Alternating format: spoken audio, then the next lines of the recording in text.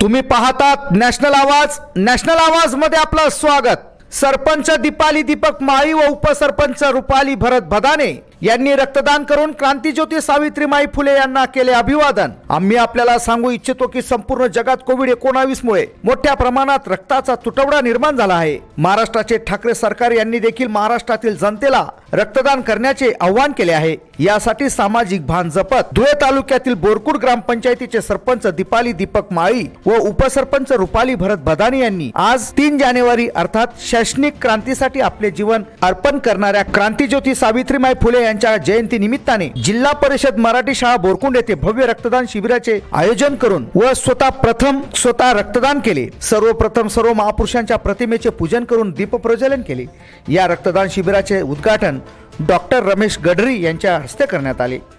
यावेळी नंदुरबार जिल्ह्याचे तहसीलदार डॉक्टर उल्हास देवरे, माजी पंचायत समितीचे सभापती सौ अनिता प्रभाकर बधाने, कार्यक्रमाचे अध्यक्ष जनाबाई निंबा माळी, माजी सरपंच बोरकुंड देवीदास दत्तात्रय माळी, प्रभाकर बुधा पाटील, ज्ञानेश्वर नामदेव माळी, बंडू गुलाबराव पवार, भानुदास देवरे तसेच बोरकुंड व रतनपुरा ग्रामपंचायत सदस्य, ज्येष्ठ नागरिक, तरुण तरुणी मोठ्या संख्येने उपस्थित होते। ब्युरो रिपोर्ट, नॅशनल आवाज।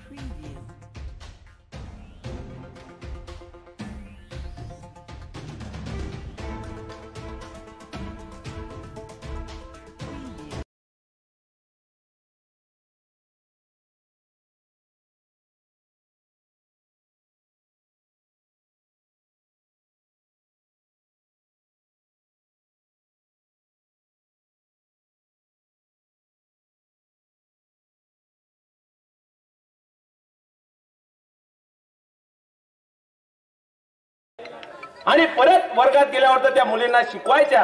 पण नवरा बायकोचं प्रेम असतं, दोघांमध्ये एक जिव्हाळा असतो, वेगळं नातं असतं। एक दिवस रडून रडून न राहून सावित्रीबाई फुले ज्योतिरावांना सांगतात, हो ज्योतिराव, ज्या बहुजन समाजाच्या मुली शिकल्या पाहिजे, शेतकऱ्यांच्या कष्टकऱ्यांच्या मुली शिकल्या पाहिजे, हे मला प्रामाणिकपणे वाटतं ज्योतिराव। पण हे करत असताना या पुरुषप्रधान संस्कृतीच्या, विशिष्ट धर्माच्या आणि जातीच्या लोकांपेक्षा बहुजन समाजाची लोक पुढे येतात ज्योतिराव। यावरती काहीतरी करा ज्योतिराव। कोणी माझ्यावरती गारा मारतं, चिखल मारतं, दगड मारतं, शेण मारतं, माझी साडी भरते ज्योतिराव। मी देखील स्त्री आहे ज्योतिराव आणि स्त्रीचा सन्मान या लोकांकडून होत नाही, काहीतरी करा ज्योतिराव। आजच्या काळात जर का एखाद्या बायकोला असा कोणी त्रास दिला, नवरा म्हणेल का तर तिला समोरच्याला जिवंत ठेवायचं का काय? काय पोलीस स्टेशन बिशन काय बघून टाकू, पण समोरच्याला तर उडूनच टाकू। पण ज्योतिराव फुले सुद्धा हे त्या काळात करू शकत होते। एवढे प्रबल ज्योतिराव फुले होते, आर्थिकदृष्ट्या संपन्न होते, बॉडी बिल्डर होते। 6-6.5 फीट ज्योतिराव फुलेंची हाईट होती। सर्व गोष्टींनी परिपूर्ण असणारे ज्योतिराव पण छत्रपती शिवाजी महाराजांच्या, जगद्गुरु तुकारामांच्या, बुद्धांच्या विचारांवरती चालायचे। ज्योतिराव फुलेंना त्या अर्थानं माहिती होतं की बहुजन समाजाला या पद्धतीने उत्तर देऊन चालणार नाही। ज्योतिराव फुले म्हणतात, सावित्री खरंय, तुला या ठिकाणी त्रास होतोय, खरंय, हे मला माहिती आहे, मला जाणीव आहे आणि त्याचा मला राग देखील आहे। पण बघ सावित्री, आज जर का आपण त्या लोकांची भांडण केलं, आज त्या लोकांना जर का आपण काही बोललो, तरी जी स्त्री शिक्षणाची चळवळ ही थांबेल आणि तुझ्या ज्या स्वप्नात येणाऱ्या काळातल्या या देशातल्या पंतप्रधान असेल, राष्ट्रपती असेल, शिक्षिका असेल आणि इतर सर्व तत्सम अधिकारी असतील, जे महिलांना तुला स्थान द्यायचंय ते स्थान तू देऊ शकणार नाही। या लोकांची इच्छा आहे की तू यांच्याशी आपण दोघांनी भांडलं पाहिजे, पण ती इच्छा आपण यांची पूर्ण होऊ देणार नाही। याला पर्याय आहे सावित्री, एक काम कर, तू रस्त्याने जातस ना, तुझ्यावरती गारा चिखल दगड सर्व मारलं जातं. हे आपल्या अंगावरती तू सहन कर, परिधान केलेल्या साडीवरती सहन कर, पण सोबत एक पिशवी ने आणि त्या पिशवीमध्ये एक साडी जास्तीची ने, अधिकची ने. आणि ती साडी यासाठी ने की वर्गात जेव्हा जाशील तुझी साडी त्या अंड्यांनी, चिखलाने, दगडाने माखलेली, रक्ताने माखलेली असेल. बाजूच्या वर्गात जा, बाजूच्या वर्गात जाऊन ती साडी फेड म्हणजे सोड आणि सोबत नेलेली साडी परिधान कर.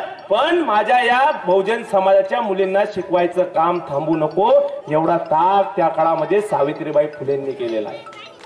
आज जर का या ठिकाणी ग्रामपंचायत सरपंच, आज सावित्रीबाई फुले यांच्या जयंतीनिमित्ताने हा जो रक्तदान शिबिर ठेवलेला आहे, तर त्याबद्दल सर्व ग्रामस्थांचे आणि रक्तदात्यांचे मी आभार मानते. आणि या कार्यक्रमाला सगळे उपस्थित राहिले त्याबद्दल त्यांचे सर्वांचे आभारी.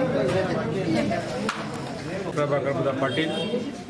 आणि आज सावित्रीबाई फुले यांच्या जयंतीनिमित्तानं बोरपण गावामध्ये बोरपणचे सरपंच दीपाली माळी त्यांच्या अध्यक्षतेखाली हा मोठा भव्य कार्यक्रम घेण्यात आलेला आहे.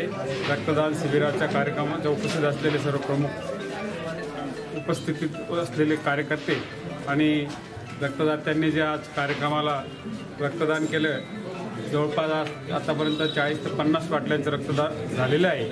आणि या भविष्यामध्ये रक्तदात्यांचा फार मोठा मोलाचा सहकार्य आहे.